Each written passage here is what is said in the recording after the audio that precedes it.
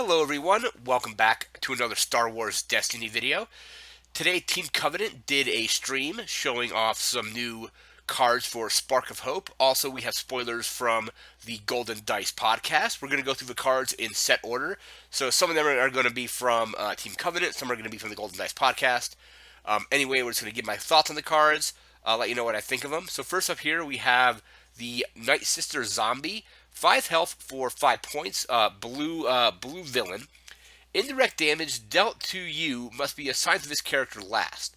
After you activate this character, you may spot another witch to deal 1 damage to a character that has a curse on them. So there is a curse card we're going to be getting to a little bit later in the video. So any characters that have curses, once you activate, you spot another witch, and you can deal damage to characters that have curses on them. I do like this ability that indirect damage has to be put on this character last. So we now have these diceless characters, this being one of them, and a lot of those characters are going to be there to kind of soak up indirect damage, or they'll be very good targets for indirect damage, as they just generally will have an ability when they activate. They don't have any dice or anything like that. So this makes it so you can't really abuse indirect damage with them. So you had to assign indirect damage to your other characters, and then assign it to the zombie if able, I guess.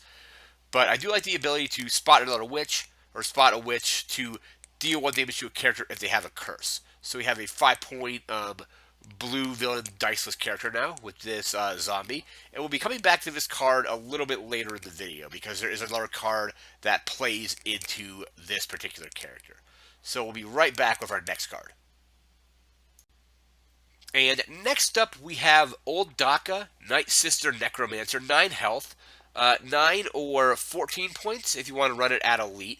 It's a witch character, so you'll be able to use this character to spot a witch if you're doing anything that requires a witch to be spotted. 1 range damage, 2 indirect, disrupt, discard, resource, and blank. And this is what makes this character really interesting. So after this character is defeated, set each Nightsister zombie you control aside. Power action. Spend 1 resource to add a set-aside Nightsister zombie to your team, exhausted, or to knit 2 zombies instead if this character is elite.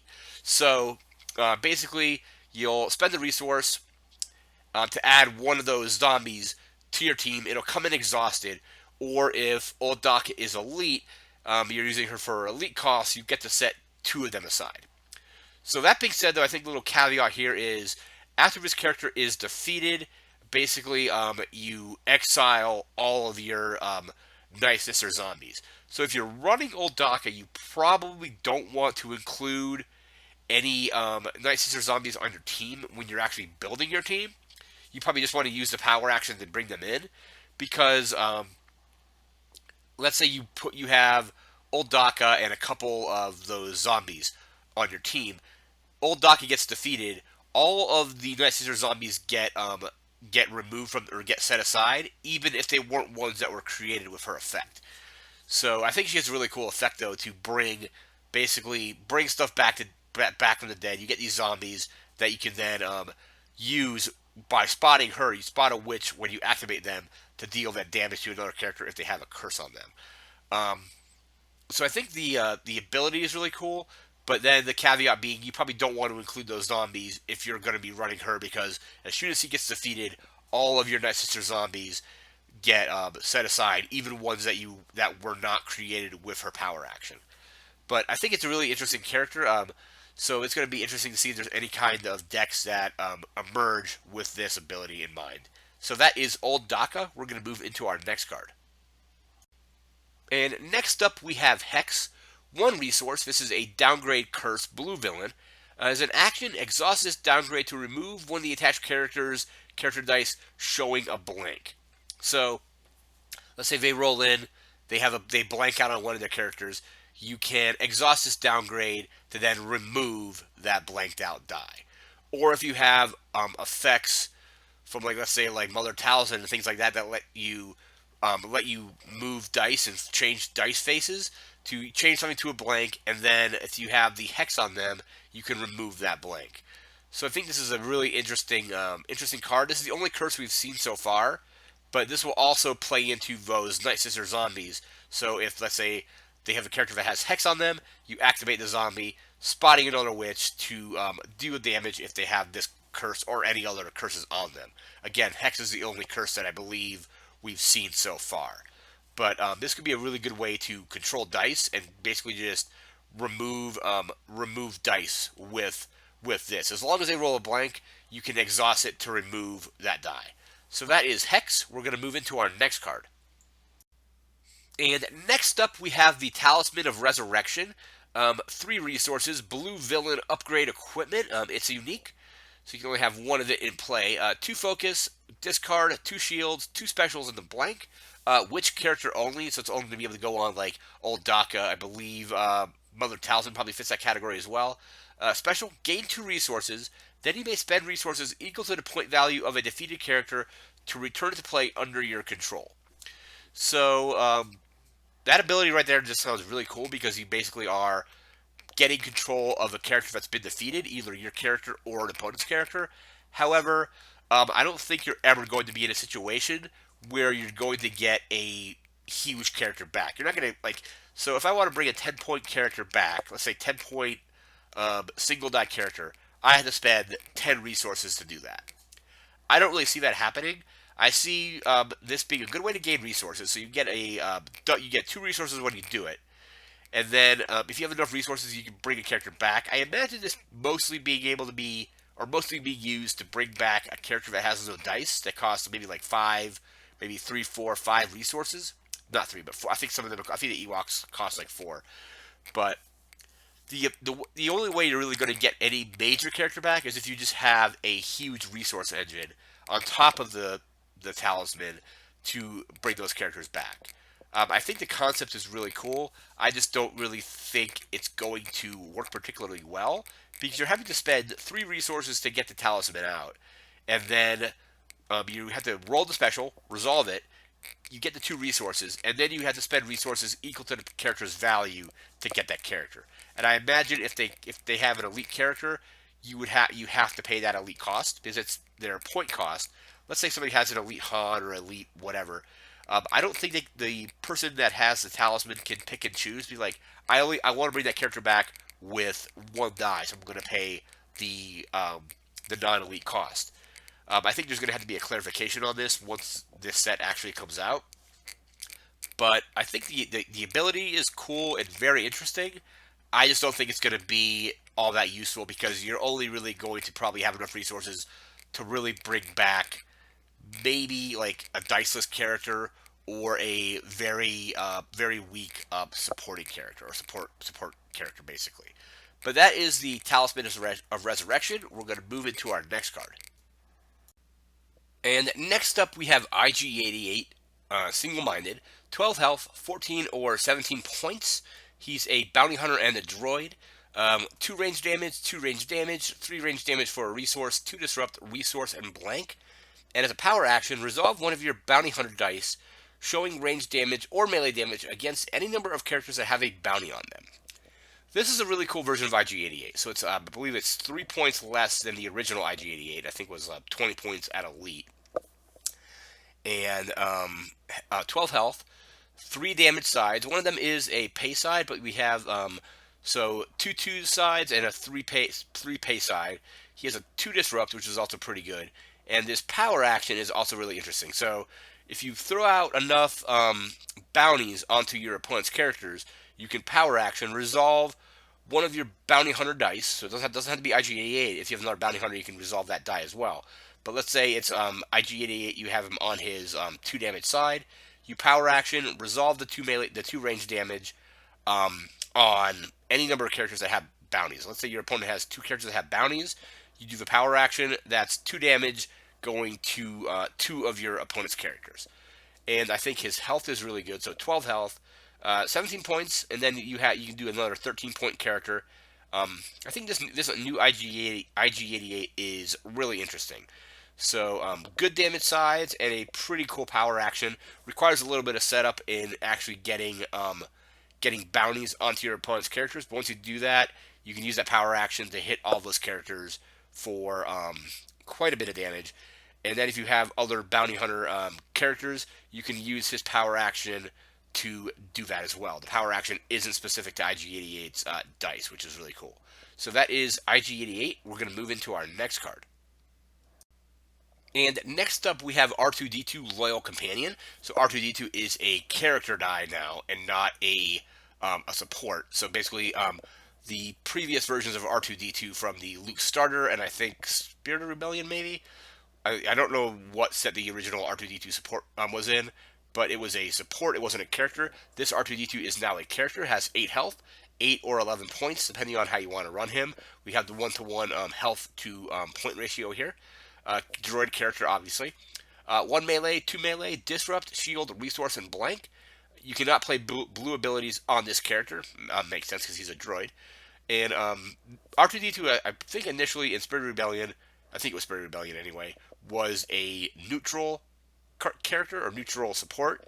And then with the Luke Starter, they made him blue, so he's been blue ever since that Luke Starter set for Legacies. But blue in this set as well. Can't play blue abilities on him. And after you activate this character, you may turn one of your dice to its first side, so topmost box of its dice reference on the left there. So if it was R2, you can turn it to his 1 melee. Or to any side instead if you spot C-3PO. Now, I don't know how this card is going to interact with the original C-3PO. The original C-3PO is rotated out. It's no longer in standard anyway. But let's say you had this R2-D2 and a team of whatever your other characters are, and you had the support C-3PO.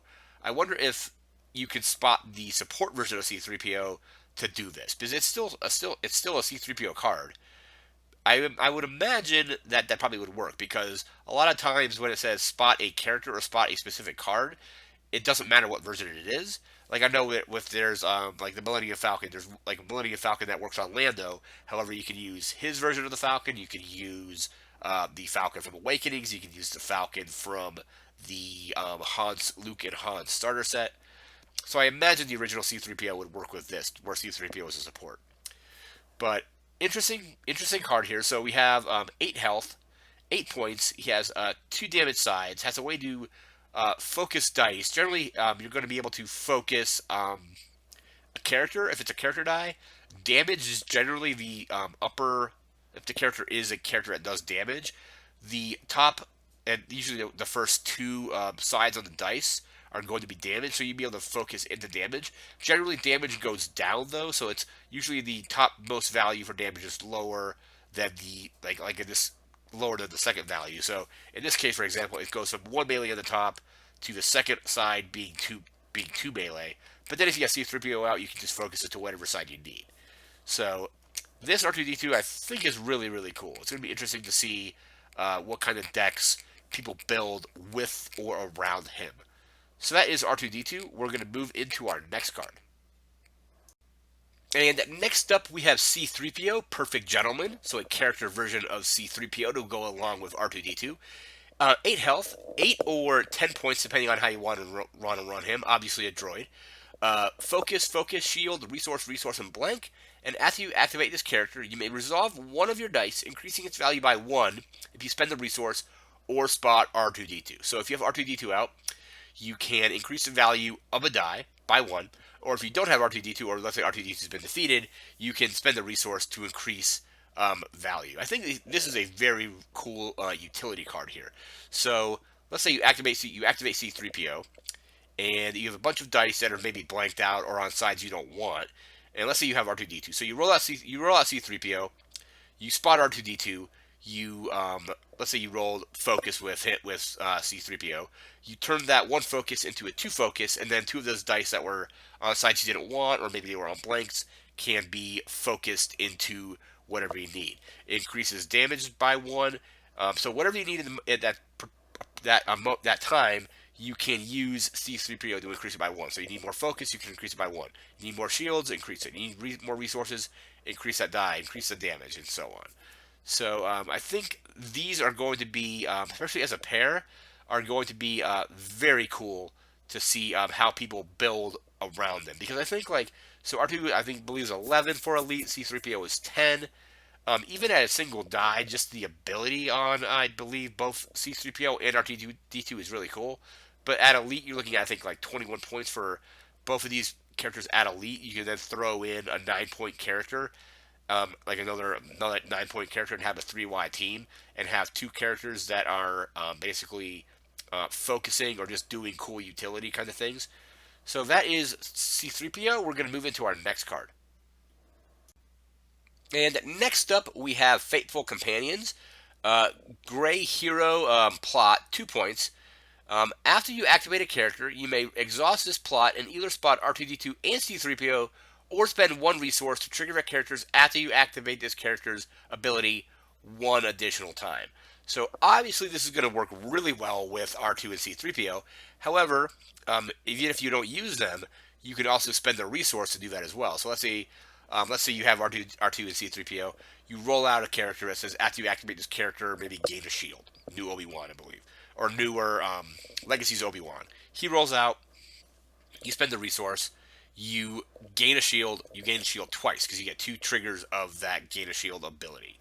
Or with C-3PO, you can roll out and use his after you activate this character ability twice as well.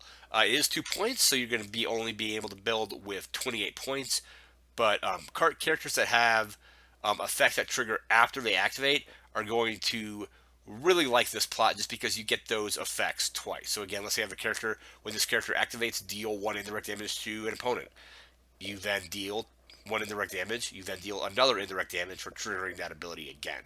So that is Fateful Companions. We're going to move into our next card. And I also just love the artwork on this because I don't ever remember seeing this in the movies. I remember them escaping the factory in Geonosis, but I don't think C-3PO was completely gold at that point. Maybe he was. But just C-3PO holding onto R2-D2 while R2-D2 is using his rocket packs to fly away. Just really cool artwork. But that is Fateful Companions. We're going to move into our next card. And next up, we have Han Solo, Old Swindler. This comes from the Golden Dice podcast. So Han is 10 health for 9 or 12 points. He actually has 1 point below his health, so he's a very cheap, very effective character, looks like. So 1 range, 2 range, discard, resource, and blank. Obviously is a scoundrel character. Power action, turn 1 of your scoundrel dice showing a resource to any side. If it is a Wookiee die, you may resolve it for free. Obviously, this is meant to pair up with the Convergence version of Chewbacca. So Chewbacca has the 1 resource side. Basically, if Chewbacca rolls that, you can use Han's power action to flip that die to, I believe it's 2 melee for a resource. But then Han's power action also lets you resolve that die for free. So basically, you flip Chewbacca from his resource to his 2 melee damage, and then you don't have to pay the resource cost on it to resolve it. So we have 2 damage sides here. We have 2 resource sides. So Han is also able to flip his own dice. So if he rolls a resource, he can flip into either of his damage sides. He won't be able to immediately resolve it, but then he'll at least have damage available on the next turn to resolve that. So 10 health, pretty decent there. 2 damage sides and a cool ability to focus is obviously meant to work with the new Chewbacca from Convergence. So that is Han Solo. We're going to move into our next card. And next up, we have Han Solo's Blaster. 3 resources. This is a unique upgrade weapon. 1 range, 2 range, 3 range for a resource, plus 3 range, resource, and blank. It has ambush. And after you play this upgrade, you may force an opponent to remove 1 of their dice showing damage. Then if this upgrade is on Han Solo, you may activate him. So this is very, very similar to the DL44 from Awakenings, but also a little bit different. So I think, I have the DL44 pulled up on the SWDestinyDB.com website here. I'm looking at it now. So DL44, the original, is also 3 resources. However, it only has 3 damage sides. The damage sides are a little bit higher per side, but also the DL44 has double blanks. So the DL44 original is 3 range for a resource, plus 2 range, resource, and 2 blanks. So the damage sides, it looks like, have gone down on this one slightly. However, we do have more damage sides overall. So the original one, again, being the damage sides being 3 for a resource, and plus 2. We now have a 3 for a resource, a plus 3, a 2, and a 1. They both have ambush, and they both have a similar effect to where after you play it, your opponent has to remove a die. This one can only remove a die showing damage. The other one was after you play this upgrade, force an opponent to choose and remove one of their dice. So this gets rid of the die showing damage, and also has this cool ability. If you play it on Han, you get this extra effect. So I like that. If it's on Han, let's say you play it, they're forced to remove the die showing damage, so they do that. You then get to activate Han by through the second part of this card is if it's on Han, you may activate him. So you roll him in, and that's just for playing the upgrade basically. You get an extra action from that as well. So let's play the upgrade. They remove a die. You roll him in, and then with ambush, you can potentially resolve Han for a good amount of damage. So let's say you have Han rolls a 2 on his dice and a +3 on this. You can resolve that for 5 damage. So I think this is a pretty cool card. Different, but I don't know if it's better than the DL44. I think better because it maybe doesn't have the 2 blanks, but also not better because it's unique. So it's balanced very well to work with the original DL44. So it's slightly different, but also has some similar effects. This one again has more damage sides, doesn't have 2 blanks. Your opponent has to remove a die, but now this die is only a die showing damage. The other one was they would pick and choose a die.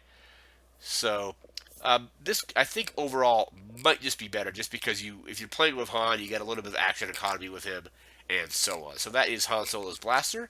We're going to move into our next card. And next up, we have Han Solo's Dice. It's an upgrade equipment, yellow hero. 1 resource, and then the sides. So resource, 2 resources for a resource, +1 resource, +2 resources for a resource, and a blank. And the really cool thing with this card is this ability. So after one of the attached character dice rolls a blank, you may exhaust this upgrade to re-roll it. Then if this upgrade is on Han Solo, you may ready this upgrade. So character rolls out, they roll blanks. You exhaust the dice, re-roll the character die that rolled a blank. So if it's on Han, you ready it. Let's say you pitch a card to re-roll. You re-roll Han. You blank out on Han again. You can then exhaust the dice again because you ready them when you did when you did the first re-roll. You re-roll that character die and hopefully get something that is not a blank.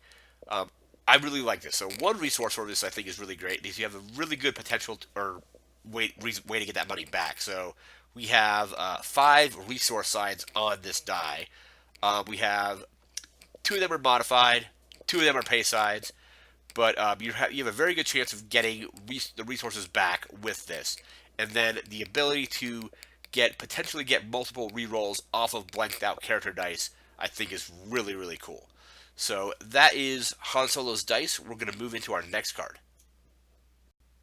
And final card for this video is Dead or Alive. This one came from the Team Covenant stream. We're just going through the cards in numerical order, with the exception of the R2-D2 card, because that was really cool to show the plot card featuring both R2 and C-3PO. Anyway, back to Dead or Alive. Looks like this is a yellow neutral downgrade bounty, 1 resource. Play only if you spot a bounty hunter, so you have to have a bounty hunter character. After the attached character is activated, you may gain 1 resource. After the attached character is defeated, you may gain 1 resource. So I like the Dead or Alive aspect or title of the card actually works with how the card plays. So the character's alive, they activate, you gain a resource. So whenever they activate, you'll be able to get a resource, and then after the attached character is defeated, you also gain a resource. So I would imagine you throw this on a character that you know your opponents are going to be activating quite a bit, like your opponent's heavy hitters. And whenever they roll out, you're going to be getting resources for whenever they activate that character, and then if you're able to defeat that character, you get an additional resource. So, pretty cool bounty. So that is Dead or Alive. Again, that's going to do it for this video. Remember to like, comment, share, and subscribe. We'll be back again with more spoilers. Looks like more and more spoilers are getting released. We don't have a release date on the set yet, but hopefully with the frequency and then we're getting these spoilers, it means that we'll get some more news soon. And I imagine it'll be was it Way of the Force was like a middle of the summer release, so hopefully we'll get more information, but we'll hopefully maybe see like a middle summer release for this set as well. So that was more spoilers for Spark of Hope. I again want to thank you for watching, and take care.